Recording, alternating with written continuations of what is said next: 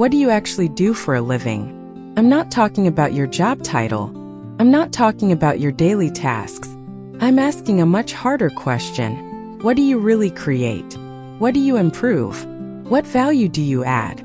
For some people, the answer is obvious. But for many others, especially those buried deep inside corporate structures, it's not so clear. Today, nearly 80% of all jobs exist in what we call the service economy.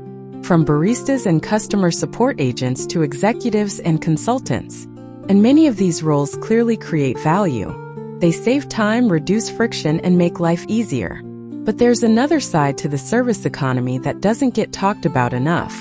A growing number of roles don't exist to solve real problems. They exist to justify their own existence. If markets are supposed to reward efficiency, why haven't these jobs disappeared? Why do companies continue paying for roles that don't produce measurable outcomes? To understand that, you need to understand how modern systems actually work. This isn't a new problem. In centrally planned economies like the Soviet Union, full employment was considered a moral goal. So when real work ran out, jobs were invented. Not to create value, but to keep people busy. Different system. Same result. In today's corporate world, unnecessary roles often fall into familiar patterns. Some exist purely for appearances to make organizations look bigger, more legitimate, more important than they really are. Some exist to patch problems that could have been fixed permanently, but never are because fixing them would remove entire departments. Others exist to manage people who don't actually need managing. Layers of oversight, endless meetings, performance metrics that measure activity instead of outcomes.